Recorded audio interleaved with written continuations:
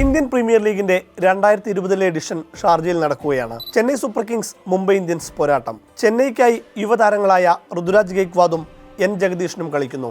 Trent ബോൾട്ടിന്റെ സ്വിംഗറുകൾക്ക് മുന്നിൽ പതറിയ ഋതുരാജ് 0-ന് പുറത്തായി. ജഗദീശൻ ബുംറയ്ക്കും 0-ന് തന്നെ വിക്കറ്റ് നൽകി മടങ്ങി. മത്സരശേഷം ചെന്നൈ ക്യാപ്റ്റൻ MS ധോണി പറഞ്ഞു, ചെന്നൈയുടെ യുവതാരങ്ങൾക്ക് സ്പാർക്കില്ല.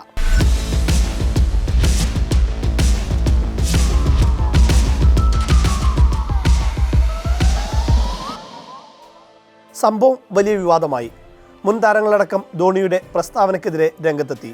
എന്നാൽ തൊട്ടടുത്ത മത്സരത്തിൽ ഋതുരാജ് അർദ്ധ സെഞ്ചുറി നേടി. പിന്നീട് 3 മത്സരങ്ങളിൽ 2-ലും 50 അടിച്ചു. തൊട്ടടുത്ത സീസണിൽ എമർജിംഗ് പ്ലെയർ ഓഫ് ദ പുരസ്കാരം നേടി. കഴിഞ്ഞ സീസണിൽ അതേ ധോണിയുടെ ക്യാപ്റ്റനുമായി. ക്യാപ്റ്റൻസി ധോണി തന്നെയാണ് ഋതുരാജിനെ ഏൽപ്പിച്ചത്. ക്ഷമയാണ് അവന്റെ ഏറ്റവും വലിയ കരുത്തെന്ന് ധോണി പിന്നീട് പറഞ്ഞു. ഋതുരാജിന്റെ നായക പാടവത്തിന് വേറൊരു ഉദാഹരണം പറയാം. ഇക്കഴിഞ്ഞ ഒക്ടോബറിലാണ് രഞ്ജി ട്രോഫിയിൽ ഋതുരാജിന്റെ മഹാരാഷ്ട്രയും ചണ്ഡീഗഡും ഏറ്റുമുട്ടുകയാണ്. മഹാരാഷ്ട്രയ്ക്ക് വേണ്ടി പൃഥ്വി ഷാ ഇരട്ട സെഞ്ചുറി നേടി.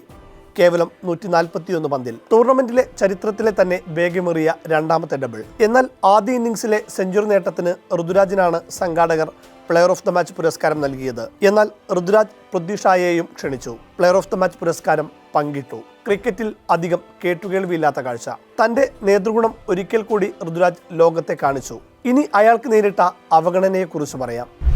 സാക്ഷാൽ വിരാട് കോഹ്ലിയുടെ റെക്കോർഡ് തകർത്ത അന്ന് തന്നെയാണ് ഋതുരാജ് ഗെയ്ക്വാദിനെ ഇന്ത്യൻ ഏകദിന ടീമിൽ നിന്ന് തഴഞ്ഞത്.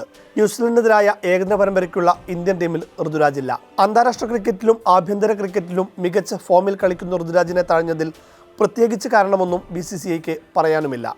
No matter how you feel, get up, dress up, pad up, show up and never give up. ഋതുരാജിന് പിന്തുണയറിയിച്ച് ചെന്നൈ സൂപ്പർ കിങ്സിൽ ഋതുവിന്റെ സഹതാരമായിരുന്ന അശ്വിൻ കുറിച്ച വാക്കുകളാണിത്. അർഹിച്ച സ്ഥാനം നഷ്ടമാകുന്നത് വിഷമമുണ്ടാക്കുന്നതാണ്.